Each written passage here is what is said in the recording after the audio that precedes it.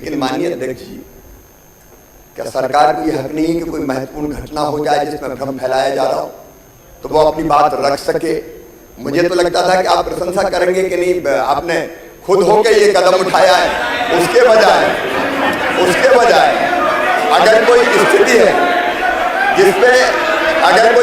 जिसपे भ्रम फैलाने के प्रयास हो रहे और मैं उसको वक्तव्य के माध्यम से स्पष्ट करना चाहता हूँ उस पर दिक्कत क्या है।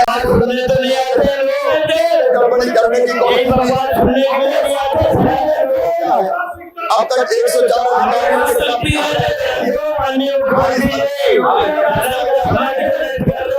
बाहर निकाला गया,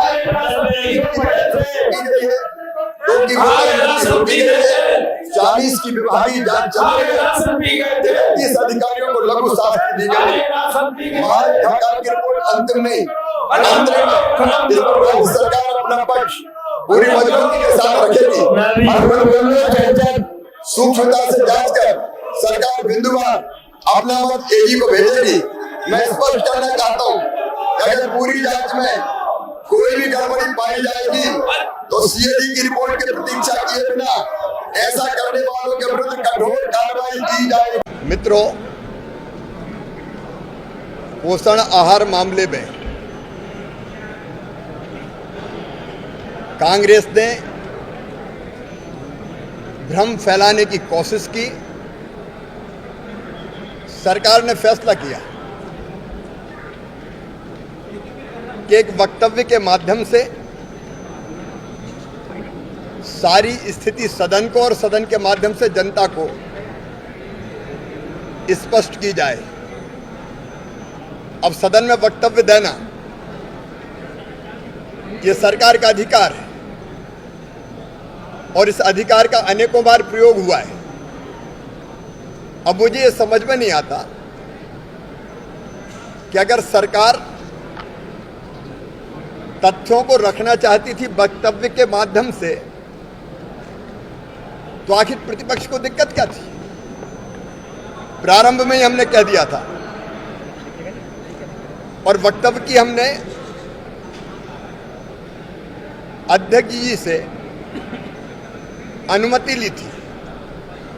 माननीय अध्यक्ष महोदय ने अनुमति दी और उसके अंतर्गत वक्तव्य देने का हमने फैसला किया था और उस समय ही हमने ये कह दिया था कि नेता प्रतिपक्ष बोले और कोई सदस्य बोले, हर एक प्रश्न का उत्तर दिया जाएगा।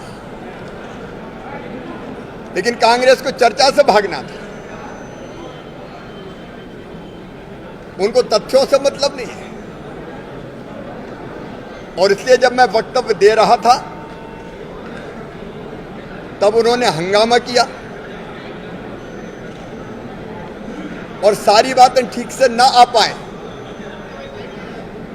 इस बात का प्रयास किया। सरकार स्पष्ट रूप से ये कह रही है कि महालेखाकार ने ये 2018 से 2021 के बीच महिला बाल विकास विभाग के कुछ कारणों का ऑडिट किया। इसमें 19 और 20 शामिल है और ये ड्राफ्ट रिपोर्ट है। इस ड्राफ्ट रिपोर्ट को अंतिम नहीं माना जाता। ऑडिट की प्रक्रिया कांग्रेस के मित्र भी जानते होंगे। हर विभाग का ऑडिट होता है हर साल। ऑडिटर की टीमें आती है, वो ऑडिट करने के बाद अपने ऑब्जर्वेशंस ड्राफ्ट की रिपोर्ट के रूप में विभाग के पास भेजती है और विभाग से फिर अपना पक्ष जानने की बात कही जाती है। अब मैं आज इसके विस्तार में नहीं जाना चाहता। अभी ड्राफ्ट रिपोर्ट आई है, विभाग जवाब दे रहा है।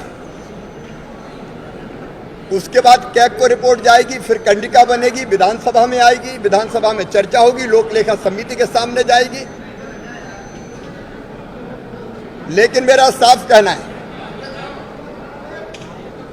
कि हम तथ्यों को बारीकी से देख रहे हैं। कहीं गड़बड़ी अगर पाई गई तो हम सख्त कार्रवाई करेंगे। और अभी हमने कतिपय अनियमितताओं के खिलाफ 104 लोगों के खिलाफ कार्रवाई की है। 6 को हमने नौकरी के बाहर निकाला है। लगभग 24 के खिलाफ निलंबन की कार्रवाई की है। कई के खिलाफ विभागीय जांच चल रही है। कांग्रेस ने क्या किया? इस रिपोर्ट में, अगर इस रिपोर्ट की वो बात करते हैं तो टेक होम राशन के परिवहन में ये वाहन, स्कूटर, मोटरसाइकिल, कार और ऑटो रिक्शा, ये उनके कार्यकाल के भी नंबर सहित मेरे पास, हम उसकी भी जांच कर रहे हैं। गुणवत्ता में जो टेक होम राशन अमानक स्तर का पाया गया था, वो कांग्रेस के शासनकाल का है, जिसका हमने 36 करोड़ रुपए पेमेंट रोका हुआ है। जितनी भी क्षमता से अधिक टेक होम राशन को उत्पादन से लेके अलग अलग विषय हैं, वो इनके कार्यकाल के भी। सबकी सभी तथ्यों की हम बारीकी से जांच कर रहे हैं और उसके आधार पर अंतिम कार्रवाई होगी। इसके पहले ये भारतीय जनता पार्टी की सरकार है जिसने 2018 में यह तय किया था कि हम राशन की, पोषण आहार की व्यवस्था को, टेक होम राशन की व्यवस्था को महिला स्व सहायता संघ के समूह के महासंघों को देंगे। 2018 में कैबिनेट का फैसला हुआ। 7 पोषण आहार संयंत्र बनाने का फैसला हमने किया। वो पोषण आहार संयंत्र बन भी गए, बीच में सरकार चली गई। तब कौन थे जिन्होंने वापिस इन पोषण आहार संयंत्रों को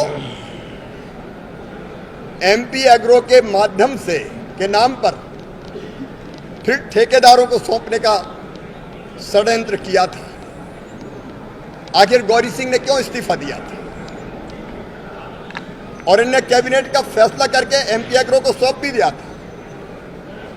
लेकिन जब भारतीय जनता पार्टी की सरकार फिर से आई, हमने ये पोषण आहार संयंत्र फिर से महिला स्व सहायता समूहों को सौंपे।